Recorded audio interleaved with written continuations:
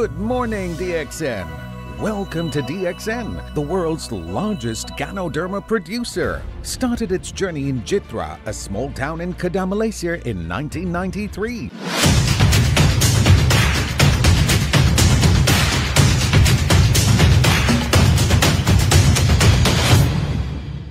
Mga kainan,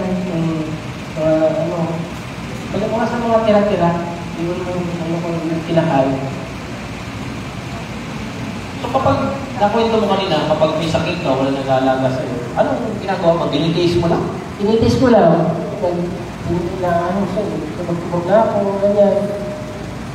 So wala, ganun talaga. Kasi wala naman akong pamilya. Wala ba kayong kasama? Wala kang kasama sa ilalim na tulad? Wala akong kasama kasi mag-isa lang ko doon. Yung mga kaibigan ko naman na nakilala ko, may mga kanya-kanya naman yung tirahan. Kaya ako lang mag-isa doon sa ilalim. Ano yung tumatakbo sa isip mo kapag habang kumukuha ka ng pagkain sa basurahan? Nasanay na lang ako, minsan tumutulog yung luha kasi hindi ko kaya kainin eh. Kasi wala akong matakbuhan. Tinitiis ko na lang kahit mapanis.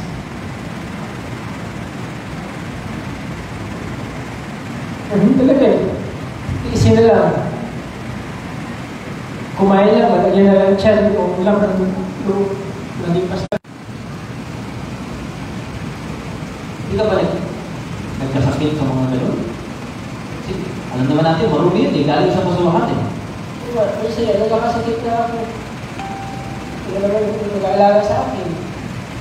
Tinitis ko na lang. So, sa ganitong trabaho, kadalasan, nasa magkano kinikita mo sa isang araw? Kasi, pag nagpapagir ako, kinikita ako ng 50 pesos, 20 kasi nagbibigay lang naman isang piso, 2 piso, 3 piso yun. Mga anong taon ka partner? Siguro, maliit pa ako. Siguro matanda kasi ulit pa naman ako. Tuloy-tuloy na lang yung buhay ko. Basta kung mahal ako sa isang araw, okay na yun. Hindi mo ba sinubukang hanapin yung mga kapatid mo? Hindi ko na mahanap kasi yun nga, kanya-kanya na kaming buhay. Hindi ko alam kung saan na sila nagpunta. Sa sobrang takot namin, wala na kaming balikan. Talagang bahala na. So yun ang nangyari pa sa buhay. Alam niyo ako mga partner, hindi ko ma-imagine no, kung what if ako yung nasa ganung kalagayan na hindi ko alam kung saan ka pupunta, hindi ko alam kung saan ka kakain. Especially sa mga nakikita ko mga bata dito na nanonood. Napakaswerte nyo na may magulang kayo. Napakaswerte nyo na merong pag-uwi nyo, merong nakahandang pagkain. Ako, kung iisipin ko na pagdating ng panahon na sa ganyang buhay ako, baka gawin ko na lang yung sinabi niya kanina. Hindi na ako pumupunta doon sa ilalim ng tulay. So minsan, makakita ako ng kariton. Doon na lang ako natutulog. Nilalagyan ko ng mga karton. So doon ako natutulog. Ang kumod ko, karton. Wala naman akong dalang damit-damit niyo. So karton na lang yung kumod ko. So ganyan po yung... Ako mga partner, alam ko yan. Kapag merong lumalapit sa iyo bata na palaboy-laboy, madalas, iniiwasan nyo, tama? Iniiwasan nyo kasi marumi, mabaho, di ba? Iniiwasan nyo. Ikaw, partner Julian, anong pakiramdam kapag iniiwasan ka ng tao? Iniiwasan ako ng tao. Pag lumapit ka sa kanya, iniiwasan sa akin. Parang daga. Mabaho. Hindi ko yung nararamdaman ko yung magtingin nila sa akin kasi kulit-kulit yung kulit ko, mabaho na naman. Kaya talaga yung kulit ko. Hindi lang yun, mabaho. Skin. ganun yung trato sa akin. Parang basa ang trato na. Ano pakiramdam? Masakit para sa akin po kasi sabi ko, hindi ko naman ito ginusto eh. Ano, iyak na ako yan. Gabi-gabi lang. Dahil pag pinataroy ako ng marami tao, yung kiss ko na lang po. Hanggang sa naging maging na lang ako sa sistema. So, one time, meron din ako na tinulungan na isang yung tanda Chinese. Yun, yung malaki na ako yan. Pero nasa level ako na 50 to 70 kilometer. 15 years old. Nagsimula ka magpalaboy-laboy, 7 taong kulang na. Tapos may nakilala kang Chinese, tinulungan mo sa edad na 15 years old. Hindi magaling sa math. Ilang taon yun? Ha? 6 years. Ilan? 8 years. 8 years ka nagpag-ala-gala. Nagpalaboy-laboy dyan. Tapos ano nangyari doon sa Chinese net? Anong... Inatid ko yung niya, yung mga pinilihan niya doon sa kanilang bahay. Tapos, tinanong niya ako kung may pamilya ako. Sabi ko, wala. Tinanong ako kung gusto akong tumira sa kanila. So, hindi naman ako dalawang isip. Nagpayag ko ako na tumira sa kanila. So, yun. Inalagaan nila ako doon. Itarang din nila ako anak. Kasi, walang anak yun. Wala yung anak sila. Isa lang sa bahay na, laki-laki ng bahay, isa lang. So, ginawa nila ako na hardinero. So, yun po yun, tinuruan ko para nabis ako. So, naging trabaho mo sa bahay nila para hardinero, gano'n? Oo, yun. Kailangan ko tinalig, tinuruan na ba ako. So, yun po, naglilis ng mga aso. Bumahay, naglilis ako.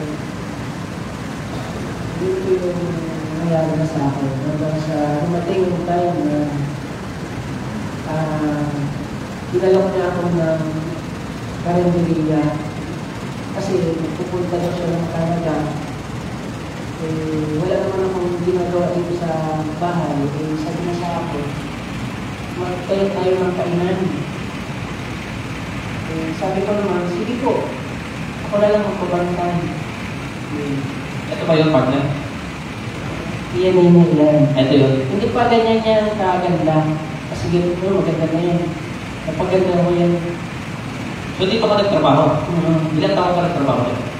So, simula nung nandiyan ako sa kanila, dyan ako nakatira. So, iyan, grahe ng kotse nila. So, hindi pa ganyan kaganda. Parang, basta lang siya. Tapos, yun, dumami yung naitay mo yung karinderya. Dumami yung customer namin dyan. Kasi, masasarap ba yung luto. Ikaw yung luluto? Tinuruan ko ako ng magluto. Tinuruan ka magluto? Oo. So, kamusta naman? So, dumami yung mga customer namin. Kaya yun, gumanyan yun. Napaganda. Dumami daw yung customer. Ibig sabihin, masarap magluto si partner Julian. Okay, no? Kasi dumami yung customer eh. Di ba? So, partner, habang nandiyan ka, medyo maayos-ayos na yung lagay mo. Oo. Maayos-ayos na. Hindi ba bumabalik sa iyo yung alaala? Nalimutan ko na. Nalimutan ba na? Nalimutan ko na yun. Curious na ako, partner, no? Kasi from age 7 hanggang age 15, hindi mo ba naisipang gumawa ng masama? Magnakaw, mag-hold up. Yun po yung ganyan, hindi ko po nagawa yun. Kasi nga, tinatagoy ako ng mga tao na humingi ako ng pagkain. So, lalo na pag nagnakaw ako, anong gawin sa akin? Kaya natatakot ako. Kaya sa basura na lang ako kumakain. Naghanap ng pagkain. So, natatakot ka lang. Kaya hindi ka gumagawa ng masama ng panahon. So, partner Julian, paano mo nakilala ang DXN? So, So yan, dyan na nagsimula yung buhay ko. Meron dyan customer na isang babae. Mabalik-balik kumakain doon sa karinderya namin. So, dalaga, maganda rin yun. Eh, ako naman, guwapo. Binorbitan ko pa na, binorbitan. Eh, hindi ko alam. Lagi niya akong tinitingnan at piningitian. Eh, sabi ko naman sa aking sarili, baliktad na yata yung panahon. Babae na yung nangliligaw. Eh, tuloy lang. Tuloy lang naman ako pakikiusap sa kanya. Ganyan. Tapos one time, binigyan niya ako ng isang maliit na papel. Yung may nakalagay doon na extra tinta. Eh, wala naman akong alam niyan. Sabi ko, ano to? Siguro calling card. Kunin mo yung sabi ko. Eh, wala akong cellphone eh. Hindi ko marunong mag-cellphone. Sabi sa akin, invite kita sa DXN. Kasi meron kaming big event. Yun ang pakasabi sa akin. Sabi ko, saan yan? Diyan lang sa Galleria di San Francisco. Sabi ko, alam ko yan. Tama-tama, Sabado niya ako inimbita. Linggo, may seminar, sabi na sa akin, event. Sabi ko, Linggo, P.O.F. ko.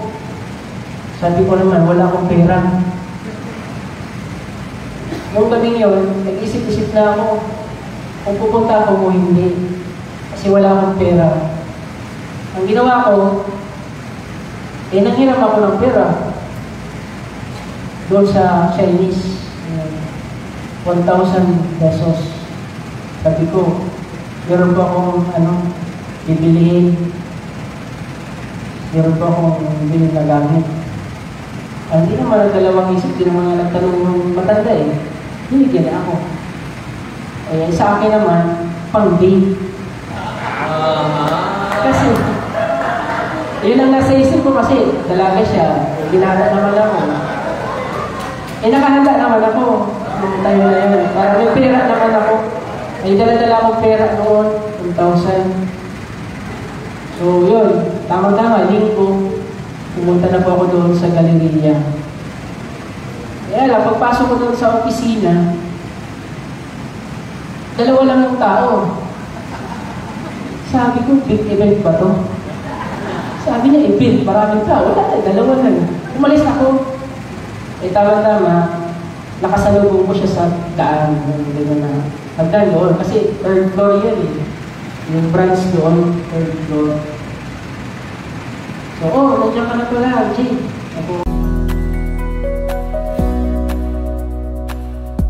Make sure you find the time and spend some money for your health before it is too late. DXN products help your body to maintain optimal health. Give them a try, and you will feel the benefits of DXN products in a more natural way. Thank you for spending your time with us.